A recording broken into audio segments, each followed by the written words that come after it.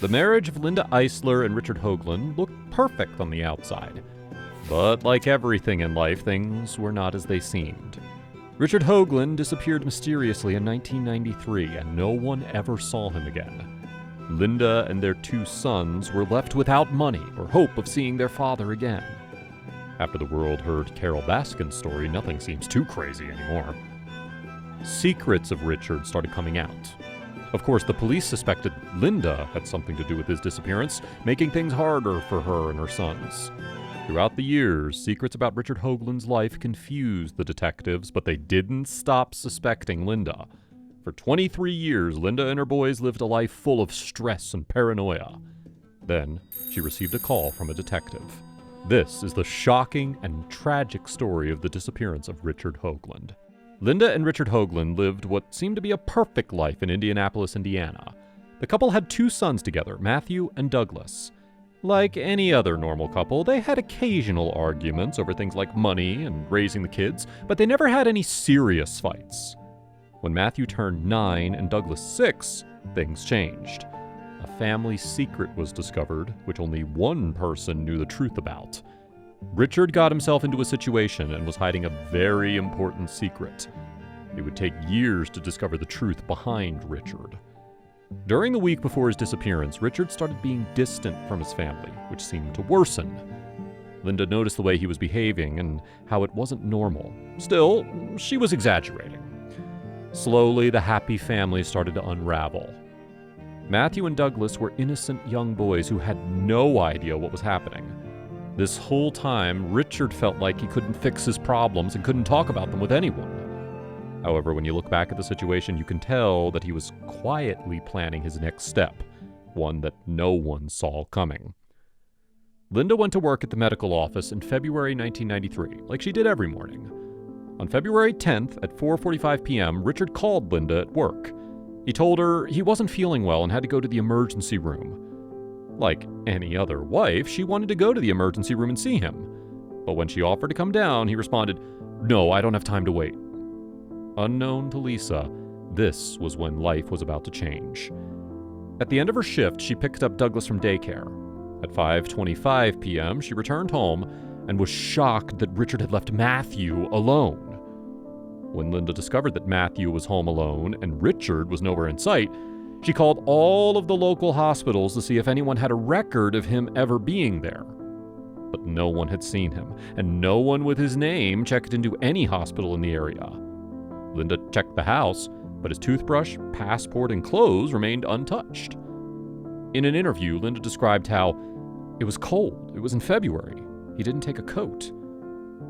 This wasn't Richard's first marriage, but he assured Linda that he was in love with her. Richard was a successful businessman who would take his family on expensive vacations. How could he leave such a luxurious life? On February 10th, 1993, Richard disappeared. It took less than an hour later for the phone to ring. When Linda picked up, it was Richard. He said, "I can't live this way anymore.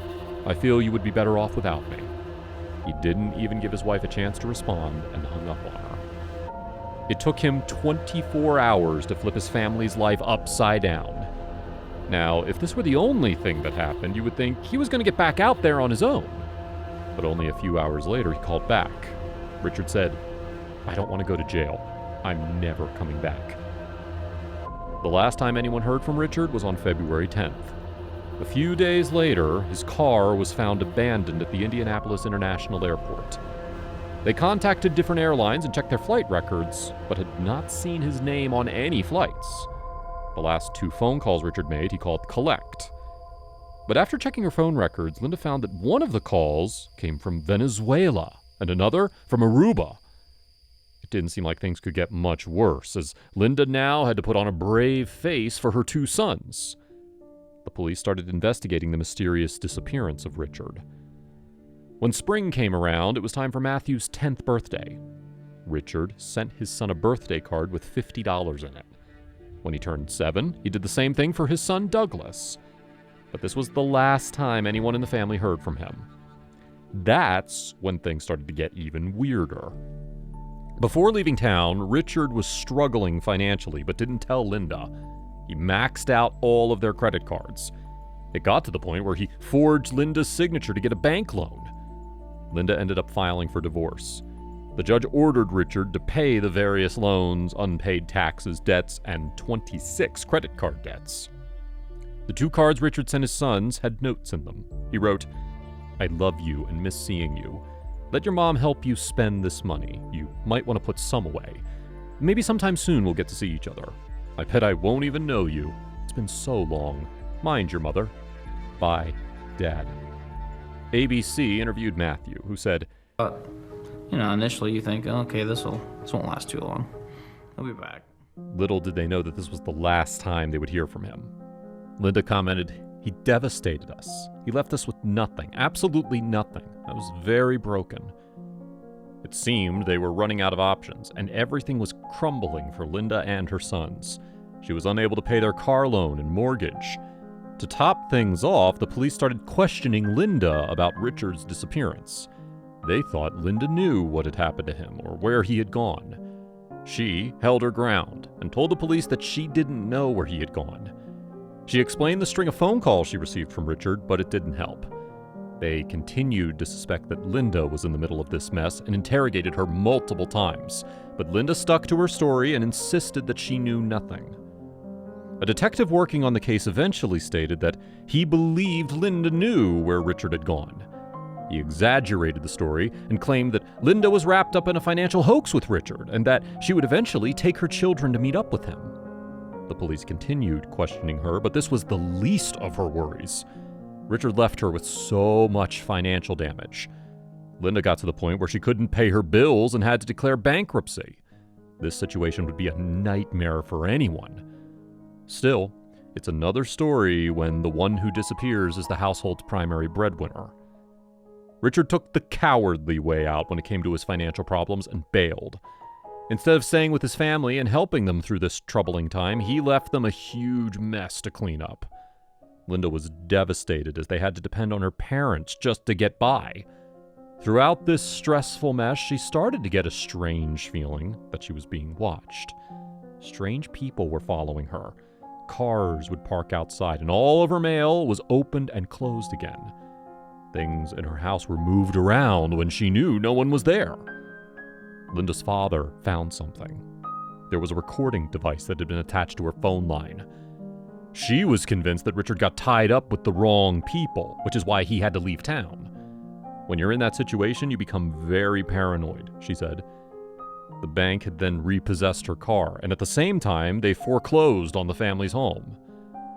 Linda and the family decided around October that it was time she hid in LaCordsville, Indiana. All she wanted to do was keep her kids safe. She put everything in her parents' name so no one could track her. She had her kids catch the bus to school from a friend's house. After hiding for 6 months, Linda thought that the fear would eventually disappear, but that wasn't the case. They were paranoid and scared for years after this, and the trouble that Linda went through never stopped. The police were still watching her every move.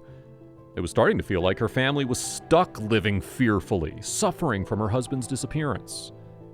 Linda's mother had detailed the entire painful situation that progressed. How could someone do this to the person they love? It was lucky that Linda still had her parents around to help her when this was going down. Finally, the truth was uncovered. In 2016, Anthony Cardillo, a detective with the Pasco County Sheriff's Department in Florida, called Linda up. He asked her, "Do you know who Richard Hoagland is?" After all these years, Linda couldn't believe she had heard his name again. Richard had settled down again. Through everything the family was going through, he ran away to West Palm Beach, Florida. Crazy enough, he was alive and remarried. He and his new wife even had another child together. The detective told Linda they had taken Richard into custody for identity fraud. Richard was living under the identity of a dead man. When Richard left his family, he rented out a home where he found a death certificate. The certificate belonged to Terry Szymanski, a man who died in 1991. This was when Richard decided to cut all ties with his family and take on a new identity. Richard made the fateful decision to become Terry Szymanski. He set out as Terry to embark on a new life by getting a job and a new home, and he even found love with a new woman. Everything there seemed incredible, as most situations seem from the outside, and no one from his new family thought anything weird was happening. Richard rented out the home from an elderly man named Edward Szymanski. Edward was mourning the death of his son, Terry. He rented out a small apartment that was part of Edward's home in Port St. Lucie, Florida. Richard lived near Edward and listened to him talk about Terry's death. Edward thought he was just a man hearing him reminisce about his son. He had no idea that Richard would take advantage of this information. It all started when he found the death certificate.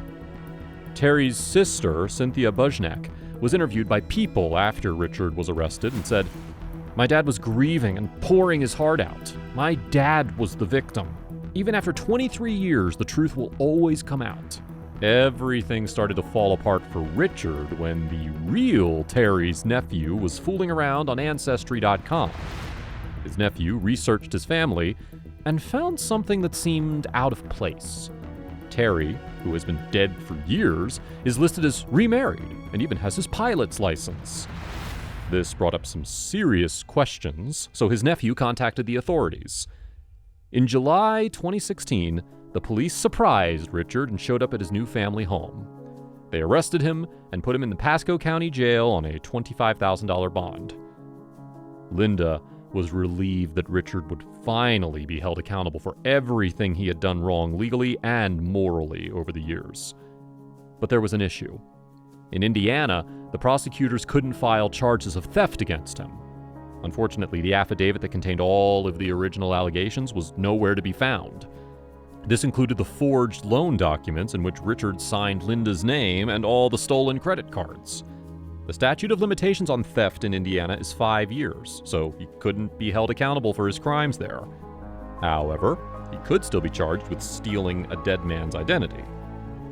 Living as Terry, Richard was able to remarry and have another son. This son is now 19 years old.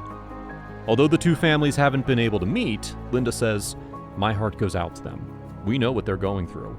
We do express our sympathy and empathy for them. I'm sorry." Richard again went and claimed to love someone just to tear the family apart. Linda has talked to her attorney, Tom Markle, and they're attempting to get some kind of compensation, demanding that Richard pay her almost $2 million in unpaid child support. He'll probably have to pay for his time as Terry Szymanski before she gets it. Upon taking the identity of Terry, Richard ended up marrying a woman in 1995 named Mary Hostler Hickman. They settled down in Zephyrhills, Florida. The two had a son together, and by the time Richard was arrested, he was already a teenager. This new family in Florida hasn't spoken much about this situation. They prefer not to be in the spotlight. Still, it was reported by the Tampa Bay Times that later, Mary found a briefcase containing documents regarding the real identity of her husband. The briefcase revealed the deed to his property in Louisiana, along with a key belonging to a storage unit. Their son was shocked. It was still his father. It's his blood, but that Szymanski name is not his. The emotions they were feeling were between anger and sadness, plus the wonder of why, a detective stated. Even though Richard wrote Matthew and Douglas cards on their birthdays, this doesn't excuse what he did and doesn't make them forget what they went through. This experience could not be forgotten. The brothers were especially affected by his actions. Douglas took his father's disappearance very hard, and Matthew had to become the rock for his mother. This ultimately led to Douglas serving multiple prison sentences for drug-related charges. People magazine got a hold of a letter that Douglas wrote to his father. In the letter, he expresses how it caused him to feel so much anger, and he thought that something was wrong with him. He ended up turning to drugs. He ultimately forgives his father, but he's left with one question. Why? Douglas found out about his father's arrest in Florida while serving time in an Indiana jail. He was in and out of state prisons for years because of his drug use. He explained to the Indianapolis Star, "I started messing around with drugs in early high school. I broke my hand and was prescribed narcotics. It was off to the races after that." During an 8-year sentence, they were watching TV when a story came on about a family man living in Florida who had used a false identity for over 2 decades. He saw the mugshot of a 63-year-old man with graying hair and glasses on the screen and immediately recognized his father. Matthew is in his 30s now and has started a family of his own. Like anyone else who would be put in this situation, it was hard for him to figure out how someone could walk away from his own family. Matthew wears his father's ring to remind him of the horrible example his father set. He does this to never make that mistake with his own family. Linda's mother is pleased with the outcome and said that she's tickled since he can't stand being in one place and is now restricted to a cell. Richard is one of those men who refuse to say anything. Since this mystery was solved, he hasn't given any reason why he disappeared. He hasn't responded to any of the claims that he was having financial issues or why he forged Linda's signature on the bank loan. Not only did this hurt his 2 families, but it also hurt Terry Szymanski's family, especially since Richard knew Terry's father. After pouring his heart out to a man he thought was just there to listen, Richard stole his son's death certificate. Unfortunately, there isn't much of a chance that Richard will ever explain his actions. Not only is Richard a man who won't explain himself, but he also doesn't seem to feel too bad about it. After Douglas was released from jail, he attended one of Richard's court hearings. This was the first time he would see his father since 1993. Douglas felt that there would at least be some reasonable reaction from his father, but that isn't what happened. In an interview with The Star, he said, "If you think you have 2 kids and you want to see them real bad, you'd think you'd be a little bit emotional. But this guy, nothing." If you haven't subscribed to our channel yet, we invite you to do so and to click on the notification bell so you'll always know when we have a new story. See you soon.